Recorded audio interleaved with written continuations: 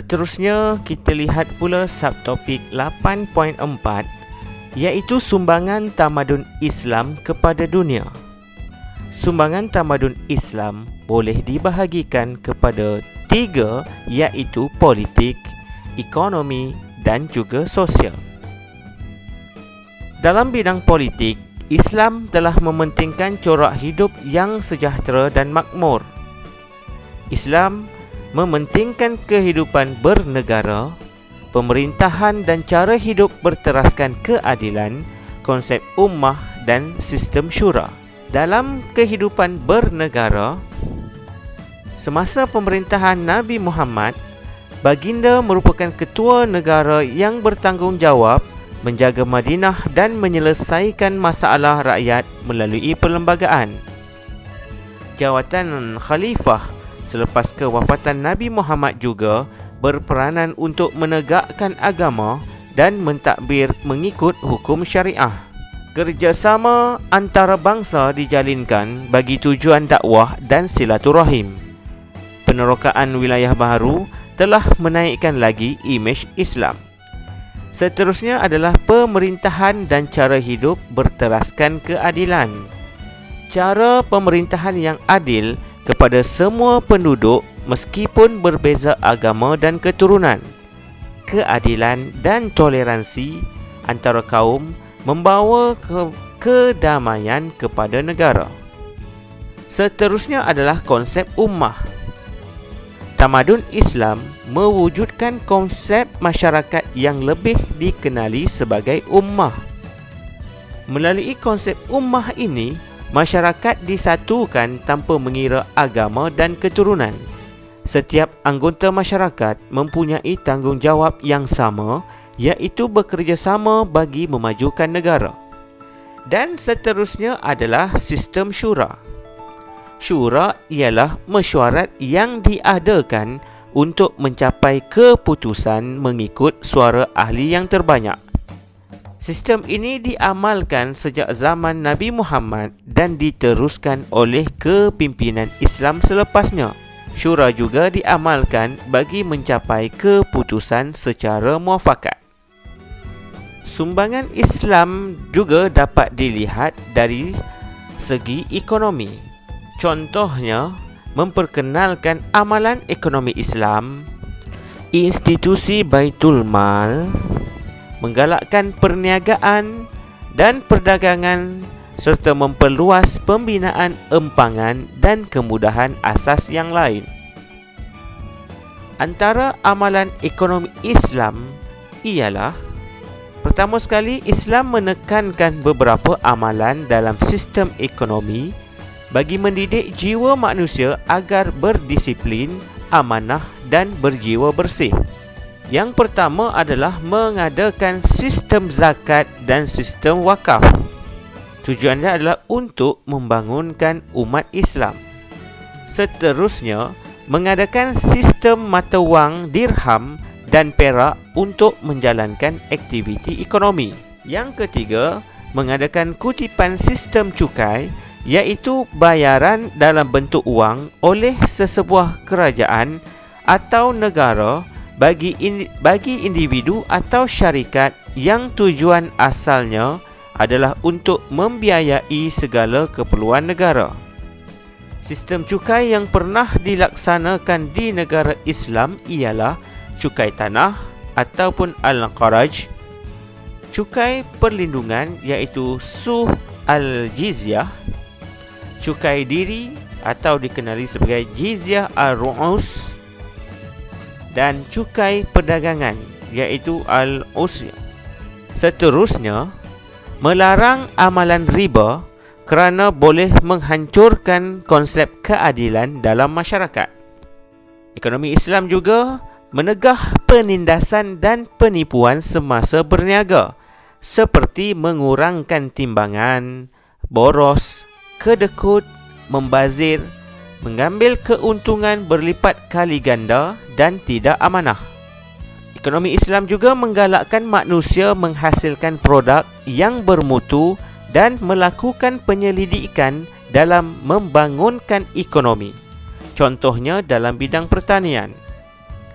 Seterusnya, tidak menyekat umatnya daripada menjalankan perdagangan selagi mengikut hukum syarak, seperti mengeluarkan zakat dan menjaga kebajikan masyarakat. Amalan ekonomi Islam juga menyuruh kita menghulurkan bantuan dan bersedekah di samping mengamalkan sikap berjimat cermat. Seterusnya adalah institusi Baitul Mal. Fungsinya seperti perbendaharaan negara yang mengurus keuangan untuk pembangunan negara. Sistem ini telah diamalkan sejak zaman Nabi dan diteruskan oleh pemimpin-pemimpin lain sehingga kini. Sumber Baitul Mal ini diperolehi daripada harta berikut. Pertama, harta melalui zakat masyarakat. Contohnya, zakat fitrah, zakat harta ternakan dan juga perak. Seterusnya, barangan dagangan dan juga wang simpanan. Sumber Baitul Mal juga diperolehi harta negara. Contohnya, daripada cukai perdagangan, sumber kekayaan alam, cukai harta serta harta tanpa waris. Baitul Mal juga memperolehi sumber daripada harta hak milik umat Islam yang tidak jelas penggunaannya. Contohnya, sedekah, wakaf dan juga wasiat. Baitul Mal juga menerima sumber pelaburan dan saham yang dijual kepada umat Islam melalui institusi yang ditubuhkan oleh Baitul Mal. Baitul Mal juga memperolehi sumbernya daripada harta peperangan, contoh jizyah, ghanimah dan kharaj, serta segala harta warisan yang tidak dapat dihabiskan oleh waris atau tidak berwaris. Sumbangan tamadun Islam dalam bidang sosial adalah luas dan kekal sehingga sekarang. Hal ini terbukti dalam pelbagai aspek seperti mengangkat kedudukan wanita, memajukan penyelidikan saintifik, memesatkan kegiatan intelektual dan kemunculan ilmuwan Islam. Mari kita lihat bagaimana Islam mengangkat kedudukan wanita. Kedatangan Islam telah mengangkat martabat dan memuliakan kedudukan wanita. Wanita mempunyai peluang untuk mendapat pendidikan dan menghadiri majlis ilmu. Siti Aisyah bin Abu Bakar As-Siddiq merupakan contoh wanita yang luas ilmunya sehingga menjadi periwayat hadis serta tempat bertanya kaum wanita serta para sahabat tentang permasalahan hukum agama. Begitu juga dengan Syafi'ah binti Abdul Muttalib yang keluar berperang bersama-sama kaum wanita Madinah untuk membantu memberikan minuman dan merawat tentera yang tercedera dalam perang Uhud. Seterusnya adalah teknik penyelidikan saintifik.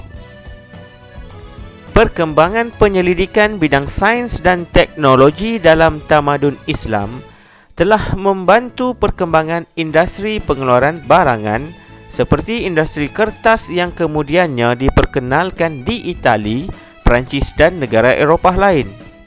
Begitu juga dengan kaedah penyelidikan pertanian seperti sistem pengairan, pemilihan benih dan baja yang bermutu yang telah membawa kemajuan dalam tamadun Islam. Penyelidikan saintifik juga berlaku dalam bidang astronomi, fizik, perubatan dan kimia. Dari sudut sosial juga, kepesatan kegiatan intelektual telah berlaku. Tamadun Islam telah mengembangkan kegiatan keilmuan dengan pesatnya. Semasa pemerintahan kerajaan Bani Umayyah, banyak masjid dijadikan institusi pendidikan seperti di Damsyik, Kufah dan Basrah. Istana Khalifah turut dijadikan pusat kegiatan pendidikan iaitu tempat belajar dan perpustakaan. Pusat intelektual di Cordoba dan Toledo, Spanyol juga telah diwujudkan. para pengkaji atau pelajar dari pelbagai pelosok Eropah telah datang belajar di universiti-universiti Islam di sini, terutama dalam bidang sains dan falsafah. Para sarjana Islam ketika melakukan penterjemahan telah meningkatkan lagi pengetahuan tentang falsafah dan sains dari zaman Yunani. Semasa tamadun Islam pesat berkembang di Spanyol, hubungan orang Islam, Yahudi dan Kristian telah mewujudkan budaya ilmu yang memberangsangkan. Disebabkan perkembangan ilmu, maka muncullah ilmuwan-ilmuwan Islam. Yang pertama adalah Jabir bin Hayyan atau dikenali sebagai Geber. Antara bidang yang telah dipeloporinya adalah ilmu sains dan kimia. Beliau telah menghasilkan sebanyak 80 buah karya berkaitan perubatan dan kimia. Himpunan hasil penulisannya dikenali sebagai Korpus Jabir dan kebanyakan karyanya diterjemahkan ke dalam bahasa Latin. Yang kedua adalah Ibnu Sina, merupakan seorang tokoh perubatan. Sumbangannya adalah falsafah yang masyhur dengan bukunya Al-Qanun fi Al-Tib. Ahli falsafah barat Albert the Great telah dipengaruhi oleh karya Ibnu Sina. Ketiga adalah Al-Kindi. Beliau merupakan ahli falsafah dan menghasilkan lebih daripada 270 buah karya mencakupi pelbagai bidang seperti logik, muzik dan perubatan. Ilmuwan atau pengkaji Eropah seperti Roger Bacon dan Descartes terpengaruh dengan idea Al-Kindi. Seterusnya adalah Al-Batani yang merupakan tokoh astronomi dan juga ahli falak. Beliau memperkenalkan asas ilmu trigonometri, menulis buku astronomi dan mencipta alat ukuran masa. Al-Biruni pula adalah tokoh dalam bidang geografi. Kajian utama beliau dalam bidang kartografi iaitu pemetaan dan geografi. Kebanyakan orang Eropah telah berlayar dengan menggunakan peta yang dicipta oleh tokoh ini. Al-Khawarizmi pula adalah seorang tokoh dalam bidang matematik. Beliau telah mengasaskan ilmu algebra. Beliau juga adalah pengasas kitab Hisab Al-Jab wa Al-Muqabalah yang telah diterjemahkan ke dalam pelbagai bahasa. Terjemahan ke dalam bahasa Latin dilakukan oleh Gerard of Cremona dan dijadikan teks asas di universiti-universiti di barat. Ibnu Battuta pula adalah seorang tokoh dalam bidang pelayaran. Beliau pernah berlayar sampai ke India dan alam Melayu. Buku pelayaran beliau digunakan oleh pelayar lain selepas itu. Seterusnya, mari kita lihat sumbangan tamadun Islam dalam bidang seni bina. Seni bina bermaksud bidang seni untuk mendirikan bangunan, reka bentuk dan reka letak yang dibina oleh manusia. Seni bina bangunan Islam boleh dilihat pada masjid dan beberapa bangunan bercorak Islam dengan mempunyai ciri-ciri tertentu. Dari sudut sejarahnya, seni bina Islam bermula dengan pembinaan Masjid Quba pada zaman Nabi Muhammad, dan pada zaman baginda, masjid berfungsi sebagai tempat beribadat dan menyampaikan segala maklumat. Masjid tertua ini menjadi model pembinaan masjid yang lain sehingga kini. Terdapat 5 ciri-ciri seni bina Islam, iaitu binaan kukuh, selamat dan tahan lama, mempunyai ruang cahaya untuk keselesaan beribadat, reka bentuk ruang yang dibina disesuaikan dengan iklim setempat, terdapat ruangan yang memisahkan lelaki dan wanita, dan berunsur luahan perasaan aman dan damai. Pembinaan menara, mihrab dan mimbar. Seni bina Islam telah memperluas seni bina menara. Menara dibina dalam bentuk tirus dan memuncak tinggi. Hal ini bertujuan untuk memastikan laungan azan didengari dari jarak yang jauh. Mihrab juga dibina berfungsi sebagai penanda arah kiblat dan menjadi satu daripada elemen terpenting di dalam sesebuah masjid. Terdapat juga mimbar yang digunakan oleh imam untuk membaca khutbah atau syarahan. Seterusnya adalah menggalakkan perhiasan yang indah. Tamadun Islam menghasilkan bentuk bangunan yang indah, kubah yang menarik, arca yang mempersonakan dan seni khat serta ukiran yang menakjubkan. Ukiran menjadi lebih berseni apabila dihiasi kaca bertatah batu permata. Fungsinya untuk mewujudkan rasa tenang sebagai pelengkap binaan dan memperlihatkan keunikan seni bina Islam. Seterusnya, menghasilkan keunikan reka bentuk. Reka bentuk pintu berbentuk melengkung yang melambangkan perasaan hormat dan tunduk menjemput masuk ke dalam masjid atau institusi tersebut. Identiti unik yang ketara ialah aspek penggunaan air dan cahaya yang berfungsi untuk menimbulkan kesan dari segi penampilan ruang. Seterusnya, menyesuaikan reka bentuk dengan iklim setempat. Seni bina Islam juga menerima budaya setempat dan disesuaikan dengan faktor geografi, terutamanya dalam aspek bentuk muka bumi, cuaca, keadaan angin dan suhu. Seni bina di Nusantara mempunyai tingkap yang tersusun dengan jumlah yang banyak. Keadaan ini disebabkan oleh iklim Nusantara yang panas dan lembap beserta hujan yang kerap. Fungsi tingkap yang banyak adalah untuk menyejukkan dan pengudaraan. Contohnya pada Masjid Tengkera di Melaka. Islam juga mempunyai elemen estetika. Seni bina Islam turut menggalakkan penghayatan nilai estetika.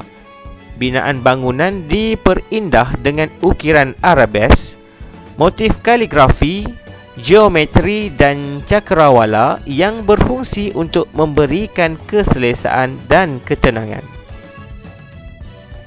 Seterusnya, seni bina Islam menyesuaikan seni bina dengan budaya setempat.